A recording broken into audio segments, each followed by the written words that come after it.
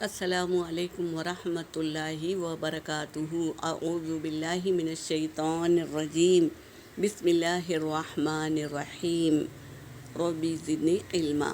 آج ہم اصول مخارج میں سے جانتے ہیں حلق کے 3 مخارج ہے۔ نمبر 1 اقصائے حلق نچلا حصہ، نمبر 2 وسط حلق درمیانی حصہ، نمبر 3 ادنائے حلق اوپری حصہ۔ تو آج ہم لیں گے اقصائے حلق یعنی نچلا حصہ۔ نچلے حصے سے کون سے حروف نکلتے ہیں وہ دیکھیں گے۔ اقصائے حلق یعنی نچلا حصہ، نچلے حصے سے 2 حروف نکلتے ہیں، وہ ہے حمزہ اور ہا۔ یہ 2 حروف ہے، اس کو ہم جانیں گے۔ سب سے پہلے ہم حمزہ کو لیں گے۔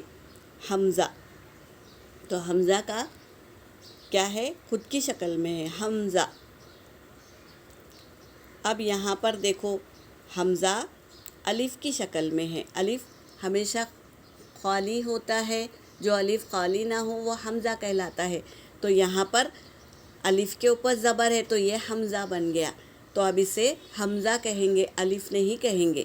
تو جیسے حمزہ کے اوپر زبر آ گیا تو آواز اوپر کو جائے گی آ، زیر آیا تو نیچے کو ای، اور پیش آیا تو آگے کو او، آ ای او۔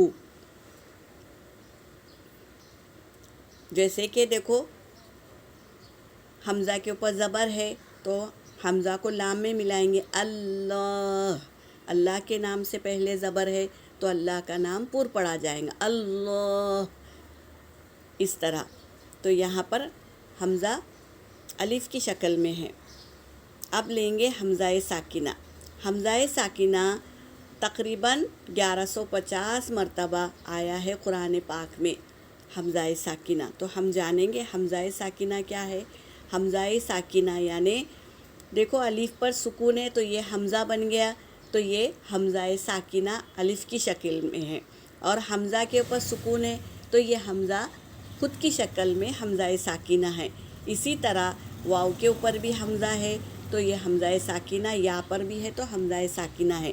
تو حمزہ ساکنہ کے پڑھنے میں ہلکا سا جھٹکا ہوتا ہے۔ کیسے وہ جھٹکا دیں گے وہ ہم آیتوں کے تھرو جانیں گے۔ جیسے یہاں پر دیکھو فَجَعَلَهُمْ كَعَصْفٍ مَأْكُولٍ، یہاں پر غنہ کریں گے، پھر مَأْكُولٍ، یہ جو مَ ہو رہا ہے یہ جھٹکا ہے حمزہ ساکنہ کا۔ یہاں پر دیکھو یَأْمُرُ، یَأْمُرُ، یہاں پر دیکھو ماں، پہلے تو ماں الف مدہ ہے، صحیح طریقے سے پختگی سے ادا کریں گے، ماں یَأْکُلُونَ، اس طرح پختگی سے آیتوں کو، قاعدوں کو اپلائی کریں گے ہم۔ اب یہاں پر دیکھو یہ یا کے اوپر حمزہ ہے اور واو کے اوپر حمزہ ہے، تو بہت سے لوگ کنفیوز ہو جاتے ہیں کہ یا کو پڑھیں یا حمزہ کو پڑھیں۔ تو یہاں پر یہ جان لیں کہ یہ یا اور واو ہے نا، حمزہ کی کرسی ہے۔ حمزہ خود کے پیروں پر کھڑا نہیں ہوتا، اس لیے وہ کرسی پر آتا ہے کبھی بھی۔ تو یہاں پر کیا ہے، یا اس کی کرسی ہے اور واو اس کی کرسی ہے، تو لیکن پڑھیں گے ہم حمزہ ہی کو، یا اور واو کو نہیں پڑھیں گے۔ جیسے یہاں پر واو پر حمزہ ساکنہ ہے تو ہم حمزہ کو پڑھیں گے، واو کو نہیں۔ جیسے کہ کنتم مؤمنین، یہاں پر کنتم اخفا ہو رہا ہے، اور یہاں پر میم اور میم کو ملا کر غنہ کر کے پڑھیں گے، اسے ادغام شفوی کہتے ہیں۔ تو برابر قاعدے اپلائی کرتے جائے، کنتم مؤمنین۔ اب ہم لیں گے ہا۔ حمزہ کا تو سمجھ گئے، اب ہم سمجھیں گے ہا۔ یہ 2 حروف اقصائے حلق کے نچلے حصے سے ادا ہوتے ہیں، تو آج ہم ہا کو سمجھیں گے۔ تو یہاں پر دیکھو الف کے اوپر زبر آ گیا تو یہ حمزہ بن گیا۔ تو جب کسی حرف کا مخرج معلوم کرنا ہے تو ہمیں کیا کرنا ہے، حمزہ لگانا ہے، اور اس پر زبر زیر پیش یا کچھ بھی لگا دے تو ہم کو ہا کا مخرج معلوم ہو گیا۔ یہاں پر ہا ہے، اس سے پہلے کیا ہے؟